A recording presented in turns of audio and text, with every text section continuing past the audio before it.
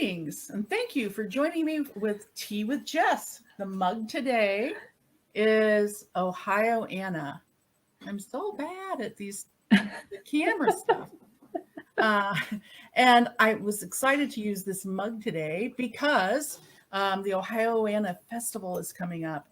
And I will be there. It's virtual. It's free. I will be there. Tons of other great writers will be there. And it's just a great way to hear writers chat with each other about their work. I'm going to be on a historical fiction panel, and also to, find out, add to your growing to be read list and pile and support Ohio Anna just by showing up. Like I said, it's free. So that's today's mug. Life is hard. Have tea, as Nana would say. And I'm excited to be not just tea with just Jess. Those are fun, right? But it's always great to bring in a friend. And so I'm excited to bring in a friend named Christina Consolino. I'm going to bring her in just a second. We go back. We met. Maybe she'll correct me if I'm wrong when she's live and with us through the Antioch Writers Workshop. She served on the board. She was a volunteer, an attendee. I served as director for a handful of years, and we just got to know each other through that. And Christina is super supportive of other writers. She teaches for, I'm spacing on the name. Wordsworth. It's Wordsworth. Writing Connection. She'll tell us when she's on. With great classes that she teaches, and Katrina Kittle, another writer friend, teaches. So if you're interested in writing, that's a great place. Wordsworth Writing Connections, a great place to learn some craft and meet other people at this point virtually. But what's great about that is you can join from anywhere, and she's an editor at Literary Mama. She's been a teacher, published essays, short stories. And today she's with us because of her debut novel, Rewrite the Stars, which I have had the joy of reading. And I hope each of you will give it a chance. Buy the book, get it from your library. And I'm going to bring in Christina Consolino. And here she is. Welcome, Christina Consolino. Thank you. Of Rewrite the Stars. I love that. I love that, Jess. Thank you. You're very welcome. I'm learning these little tips and tricks as I go along, learning about how to use technology. We were chatting a little bit before. It's been a year, and I'm still trying to figure out how to get lighting right. Obviously, not quite there yet. And the pandemic has taught me many things, but one thing it has taught me is to really appreciate good lighting experts. I totally agree. Well, neither am I. Well, you're looking good there. You got the light behind you, and that's great. So welcome. What does it feel like? We'll start with that. What does it feel like to have a debut novel out in the world? First of all, thank you for having me. And it's a little odd, to be honest with you. As I told you before, it's there, it's out there now, but at the same time, I think, wow, did I really get there? But I will say this, I checked I think it was the library the other day, and there's a copy on hold for someone. And I said, that's my book. Somebody has my book on hold. So it was a great feeling. This has been something I've wanted to do for years, and I think I'd convinced myself that it just wasn't going to happen. And so I just need to remember to embrace all the goodness and kind of, just float on it for a little while. Yeah, definitely float on it. And what I always think, people who come to like videos like this, or people who put your book on hold, or, there's nobody requiring other people. Like there's no rule, like you have to go get that book. So people are voluntarily wanting to engage with our work. And that always is so touching to me. It is. It's very affirming. Hold up your book. I bought mine on as an ebook. Oops, there's a little bit of a glare, but yes. There we go. Stars. Doesn't it feel good to hold that? It does. Yes. My daughter likes to go like this. Aw. is amazing and awesome. So give us a summary, just like an overview. What is the premise for Rewrite the Stars? The premise is mainly that we have two characters, Sadie and Theo. Those are the main characters, their point of view characters. And I always like to tell people the setup first, just that mainly due to Theo's PTSD, they are on the pathway to divorce, though they do live together. He's at the back of the house. And so one day Sadie goes to the grocery store and she meets a man. She speaks to him for just a couple minutes and she realizes, well, wait a minute, am I ready to move on? I might be ready to move on. And that kind of just propels her on this whole emotional journey for, how is she going to be happy? How will her family be happy? What's going to make Theo happy? And as many women, especially I think, and moms, because she has 3 kids, know, trying to juggle all of that happiness is kind of makes it a little bit complicated. Yes, very much so. And you mentioned that Theo has PTSD, which you bring to life very beautifully. And that's something I've referenced in some of my own books because they're set right after, fairly closely after the Great War. So it wouldn't have been called PTSD after the First World War, but it's, by any name, that is something that many soldiers, and as you point out in your author notes very correctly, that it's an experience people who haven't been in the military can have. And I'm exploring it a little more in depth in the book I'm working on. So I'm just curious, what drew you to having PTSD as sort of it's part of Theo's character. And I do love that you have from both points of view. Oh, good. Thanks. I think that works really well. And you, well, I'm complimenting you, but it's so true. The voices are very distinct. I feel like, it's you infused through your 2 characters, but they're very different voices. So they both come to life, which is quite a trick to pull off because you're writing in first person for each of them. Right. You pulled it off. Well, thank you. You're welcome. So what drew you to having PTSD as both Theo's part of his character and a big part of what drives their relationship in the plot? That's kind of a complicated question. I mean, not necessarily the question itself, but like the process. And it wasn't something that I truly thought about until recently. I know that sounds weird. I think I was just so mired in revising. But the book originally featured ALS, so Lou Gehrig's disease, which is, a neuromuscular disorder. And I went to a writing conference in, I'm going to say 2018. I can't really remember. 2017, 18, somewhere in there. Lately, so I know. Okay. Yeah. And something felt when I was listening to the speakers who were fabulous, they were talking about antagonists and tension, especially in your story, micro tension, macro tension, all of that. I sat back and I said to myself, something's not right here. And so I should, at about this point, I should mention my sister works with veterans and has worked with suicide prevention and PTSD for years. And so I think at the back of my head, all of a sudden I said, well, Theo shouldn't be living with ALS. He should be living with PTSD. And it was almost like a puzzle piece just went, there you go. And that's when I brought his voice into it, because the original story did not have his voice, but I felt there was no way to do justice to PTSD and someone living with it without actually having his voice in the story. Right, because then it becomes a third party observing Mm-hmm. the experience. So I do Yes. I really like that you brought that to life. Thank you. What gave you the original idea? What's the origin story of your story? I always tell people, I'm always like, it was Father's Day in 2012. If I knew, I don't know. I think I want to say that was June 12th that year. I'm not really sure. I know at some point I checked, and I seriously, Jess, I went to the grocery store to pick up some stuff and I had a conversation with the person behind me in line. Have no idea what he looks like, have no idea who he is. I did not stalk him in the parking lot the way Sadie sort of felt like she did. We must note here that you are happily married. Yes.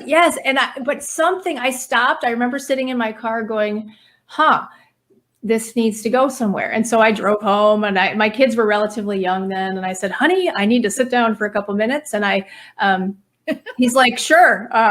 okay. So he Right grabbed the about groceries. Yes, I know. Grocery store man. Yep. And so I started right then and there, and I just kept adding to it.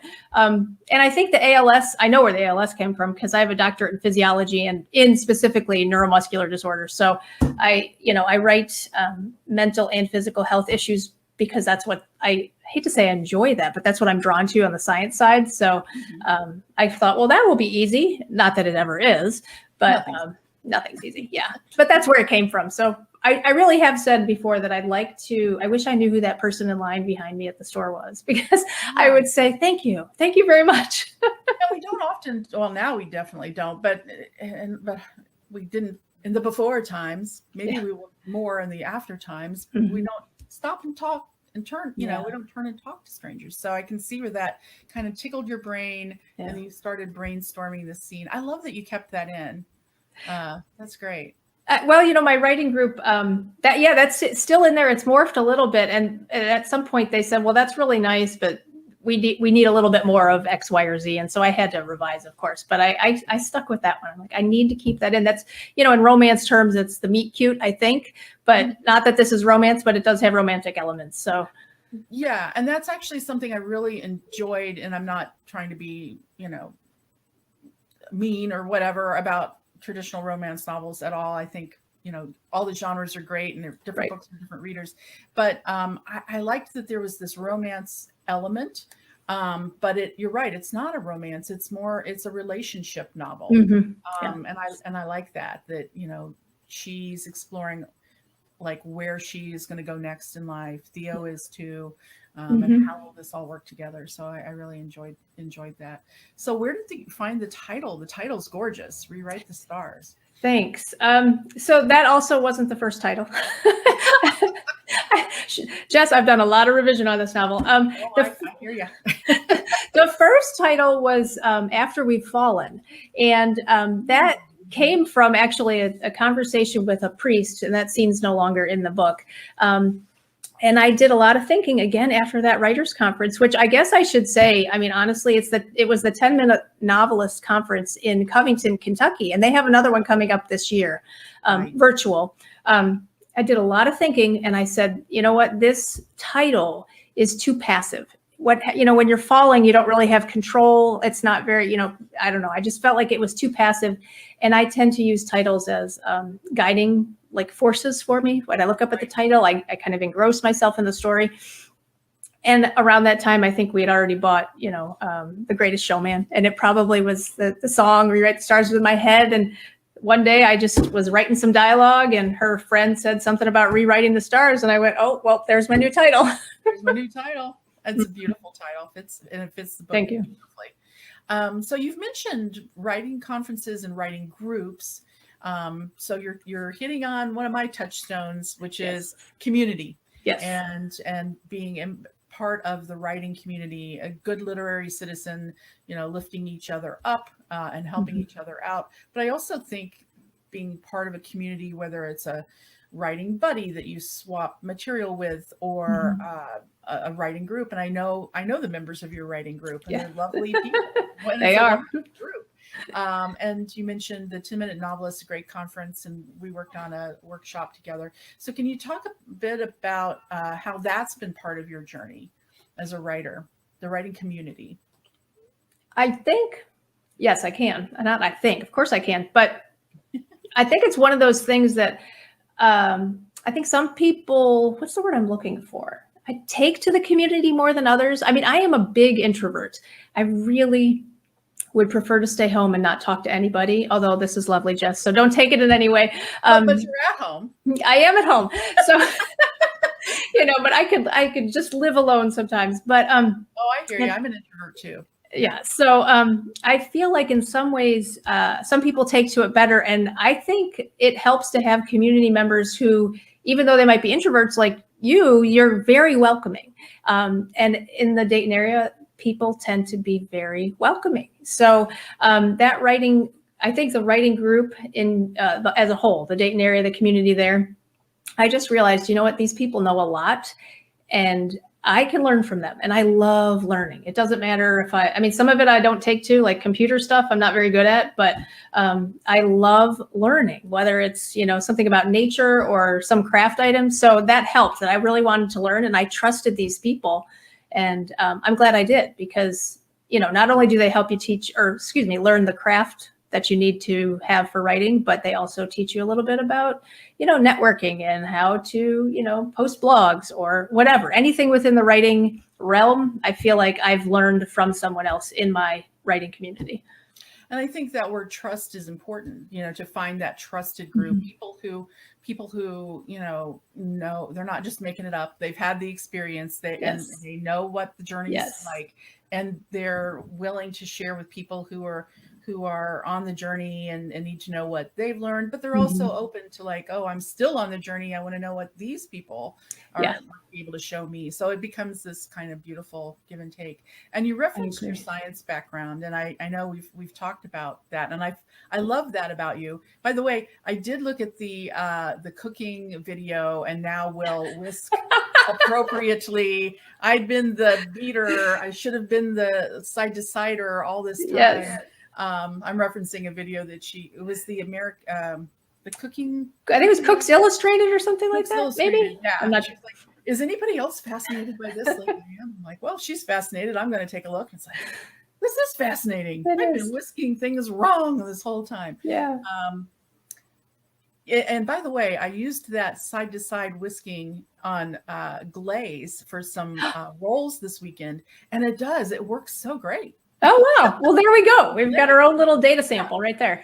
So, if you're here for learning about writing, that's great. Bonus, find out about how to actually make egg whites. And that's right. So your science side, if you will, and maybe it's silly to divide people like, oh, you have a writing side and a science side, but how does that inform you as a writer? Are you somebody who, you've mentioned revision, do you plot things out? Is this just a totally different part of your brain than your brain as a scientist? That's a great question. I don't plot anything out, although I feel like I have some vision in my head, though, of where I want the story to go. Whether or not, like this book, this is not the original end. You're not surprised to hear that, right? That I revised it. No. Yeah. I usually have an idea of where I want something to go. I think that, and I agree with you. There are some, let's say layers, right? We have layers or different facets, but there's not really one side or the other side. The science side can get me in trouble when it comes time to doing research, because I am trained as a scientist, like I should have done research, but I decided to teach instead. So I can, I start going here and there. And I mean, rabbit holes for a regular, I don't want to say a regular person, but just a lay person can be bad. And then sometimes they can get worse for me, just because I think, well, that's really cool. Now let me go see what that DNA, thing is about. So I try not to do that. But I do feel, though, in a way, and I think I've said this before some other time, that because I pick things apart, especially with the anatomy, then I tend to pick my own writing apart in a different way than I think other people might. And it's hard to explain what I mean, really, but I feel like I just dissect my work differently than maybe somebody else might. Okay. So interesting. Yeah. So we can get your book wherever fine books are sold, IndieBound, the usual. Yep. Bookshop, Amazon, Barnes and Noble. They're there. It's there. And we can keep up with you. I created these little banners to show. So you're on Twitter. I'm impressed. Look at that, Jess. I'm always trying to learn. I love it. Yes. Yeah. Find Christina on Twitter. Find her on Facebook. And go to her website, where you will find ways to order her book, but also we'll find out about some more of your writing. Can you talk a little bit more about the other kinds of writing you're doing, and what you might be working on next?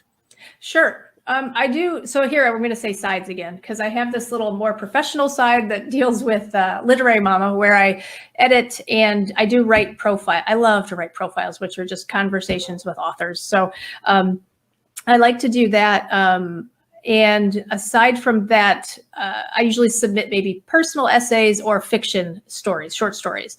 On the other hand, I also, on my website, ChristinaConsolino.com, that's where I really have taken off with my author interviews. I say taken off because I feel like I'm doing a lot of them this year, especially. But I enjoy it. I learned so much about different people. I get to interact even virtually. And so those, if any of you are authors out there and you want to be profiled, let me know. It's just a quick, send you a couple questions. After I've done some research, and hopefully I did not fall down the rabbit hole though, in doing so. So that's, I tend lately to just stick with kind of profiles because I'm also working on one of my works in progress, which deals with Alzheimer's. So that's the next health issue.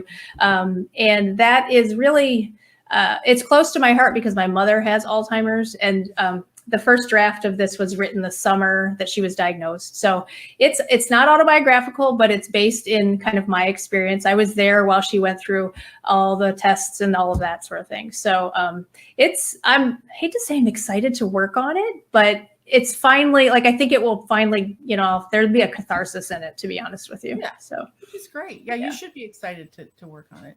That's, it's a way we can work through those experiences and explore them and touch other people's lives. And Alzheimer's or dementia, I mean, my parents had variations of that. And I think so many people, it's kind of hard pressed to know anyone who doesn't know someone who's, had that. I agree. That disease. So that's something people will really relate to, just like they will with this book. I hope so. Hold it up for us again, because we want to emblazon that image on people's. There it is. Debut. Oops, I got the hand. Anything you'd like to add before we end the broadcast? If people want to leave questions on the Facebook feed, on either my group, I'm just looking at my phone to see. Yeah, I'll go back and answer if they have any questions. I'm happy to do that. Questions, please. So please go ahead if you're watching this later to leave a question or two for Christina. So any final thoughts about your book and events that you're having and whatnot? I honestly, the thing I always like to say to people is, if I can do it, you can too. I mean, it takes a lot of work and you can't be afraid of it, but if I can do it, you can too. So, I'm having a couple other events you can check on Facebook, or I have a list on my website, but you want to write a book, just buckle down and get started. There's no time like the present. There you go. Oh, that's a very inspiring note to end on. Well, thank you for joining me on Tea with Jess. Thank you. And I'll be back next week with some thoughts about something, because I've always got thoughts about something. And meanwhile, life is hard. Have tea and be kind to one another. Thanks for joining. Thanks for having me. All right.